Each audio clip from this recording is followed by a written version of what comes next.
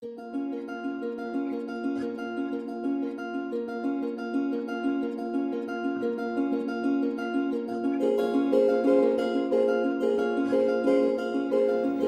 I started dancing when I was 3 years old. My mom had a studio in Augusta, Georgia, and so it was just kind of something I was born into.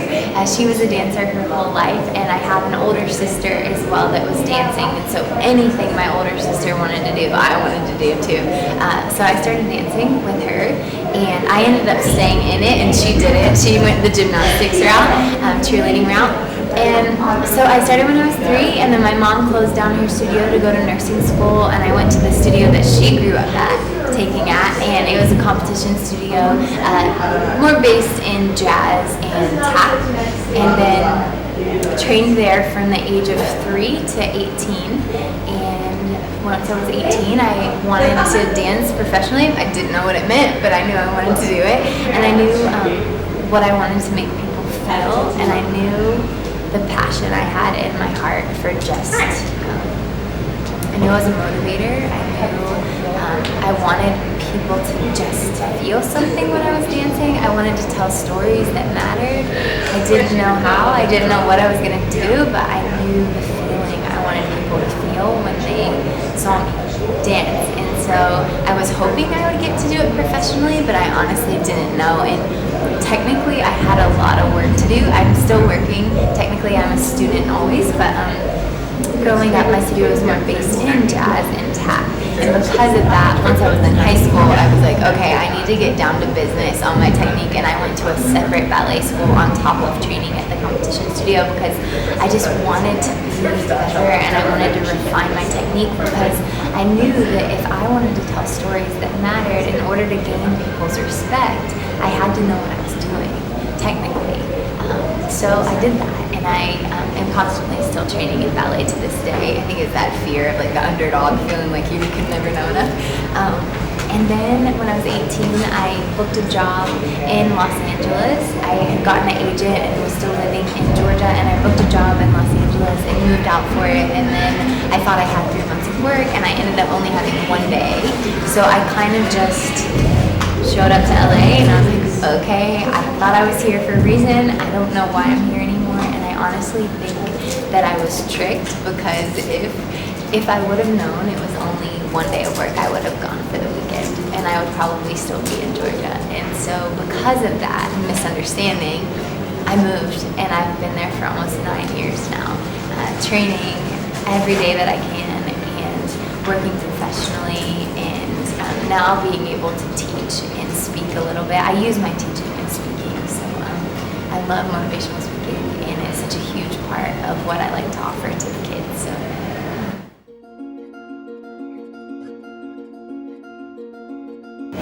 I don't know if I have a single highlighted performance. I have done quite a bit of work with SYTYCD. She's one of my mentors and one of my best friends, and everything I do with her company has so much purpose, and I am absolutely in love with the woman that she is and the human being that she is and the place in which she holds her heart. And although she is in the spotlight, she's not fazed and not affected, and she doesn't let that change who she is whatsoever. If anything, it makes her want to be better because she wants to be a stronger leader, and she knows she has a voice. So I'm really inspired by anything that I get to do with her.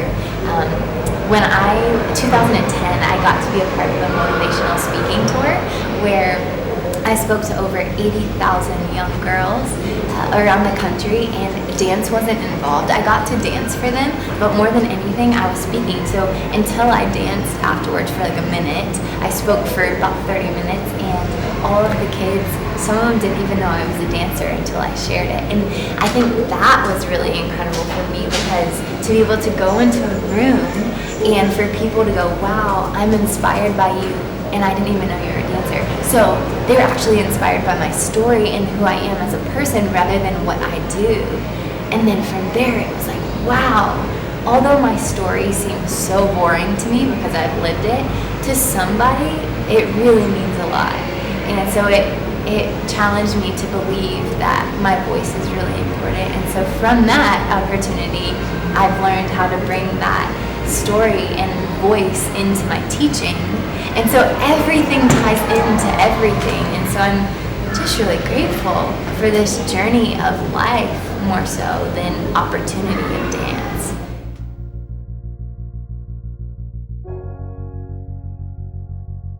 I think I've just come to learn that that's inevitable. Nerves and pressure and anxiety, they never go away.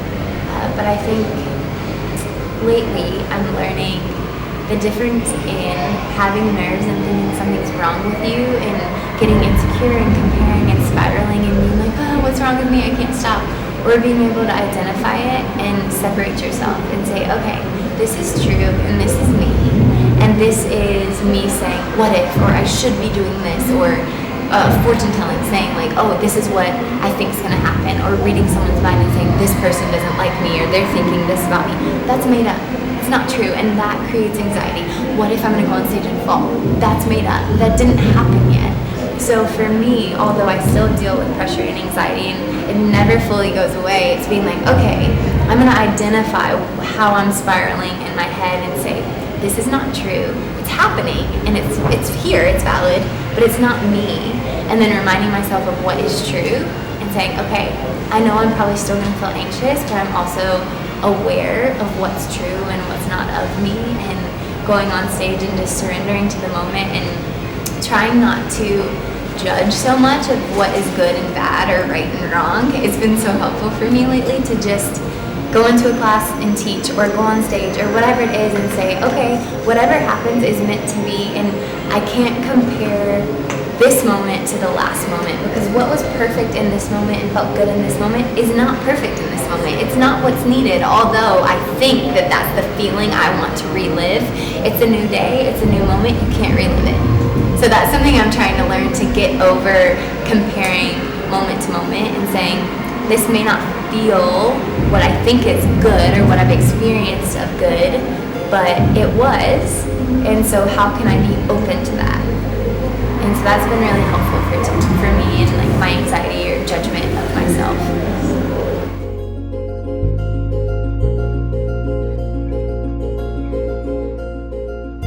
I think the most rewarding thing about this career has been finding my way and like trusting my way.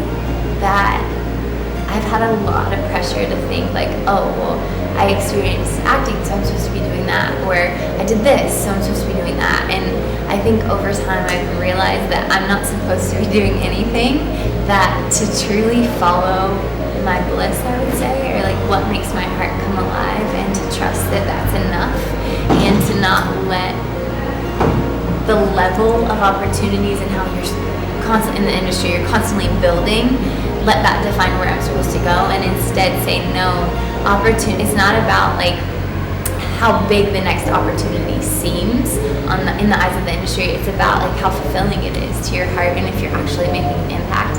And so it's been the most fulfilling to watch myself struggle and go through all of the feelings of like, oh, I'm not good enough for this, but I do it anyway, and then I'm surprised because I learned something about my character, and then all of a sudden I'm realizing that what I thought was such a big opportunity means nothing, and then I'm like, oh, well then what does all this mean if what I thought was so big doesn't mean anything? And then it all comes back to really knowing that I've been given this gift to make an impact and be a voice, and yes, to be the best I can be, but only because I want to gain respect and I want people to really hear me.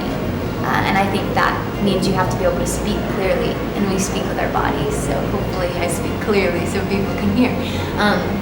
So I think the most rewarding thing is being able to grow up and learn about myself, and in return have more to offer to people, and more relatability, and making friendships that I would have never met you. I would have never met so many people if it weren't for dance and weren't for this passion that I have for it. And so I wouldn't have met my husband, you know? So I think the most rewarding thing is getting to travel and meet new people, and to go along this journey of life and kind of figure out what it's all about.